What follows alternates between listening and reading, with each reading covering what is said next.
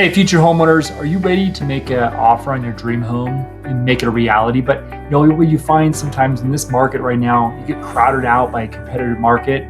So you're not alone. In this video, I'm going to dive into a couple secrets and kind of tricks of the trade and hacks to help your offer stand out. My name is Kevin Brierton, certified mortgage planning specialist with Neo Home Loans and the Kevin Brierton team. So let's jump right in.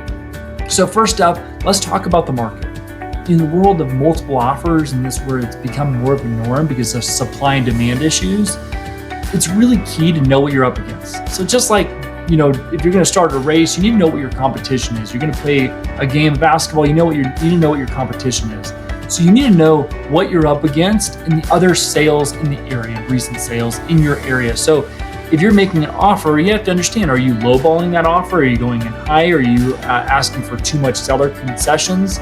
You need to make sure you do this research ahead of time before you make the offer. Now, let's focus on a pre-approval. Just imagine if a seller's looking at two different offers side by side, and one's just hoping they can get an offer accepted in a home, but the other one's actually pre-approved and saying, yes, they've already been reviewed by an underwriter, knowing they can actually get the loan. Who is the seller going to choose?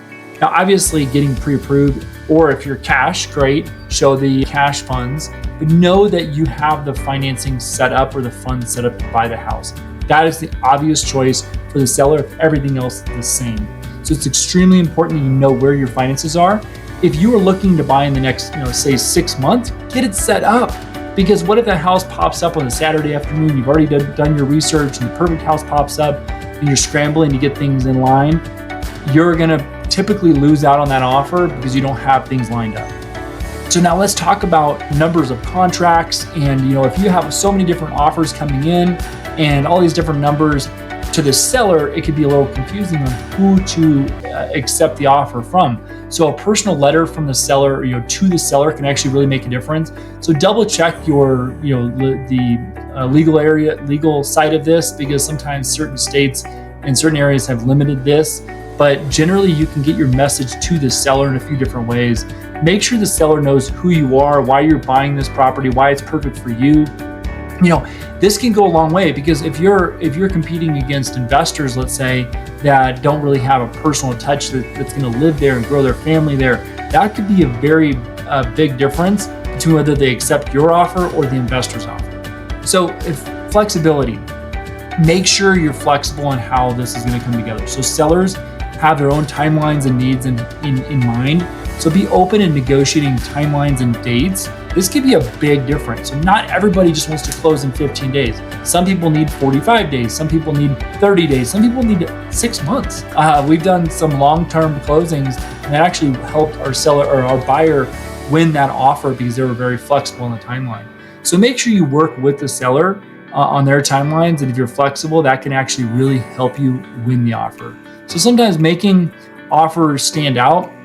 Let's make your offer stand out by sweetening the deal. This can mean maybe bidding a little bit over the ask price or limiting contingencies based on when you're going to have your appraisal done or your home inspection done or your loan approval done. Offering things to cover closing costs. Sometimes in a very competitive offer, sometimes paying the seller's title costs can really make a difference and make it a little bit more appealing.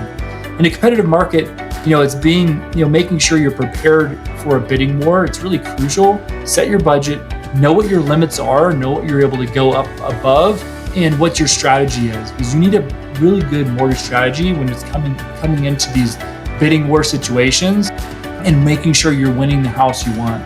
So secure a house in a competitive market, it really could be daunting in this, but there's different strategies. And by watching this, you're already well on your way to kind of understanding the key points to make this a great purchase for you, but also a winning offer. So remember, my name's Kevin Brierton, certified mortgage planning specialist here at Neo Home Loans and the Kevin Brierton team. I'm your no excuse lender, and I want to be here, to guide you through this. So for more information and personalized advice to make this house purchase successful, be sure to contact us, DM us, comment below, or go to kevinbrierton.com and you can either apply there or schedule a call. Thank you so much for watching. Until next time, happy house hunting.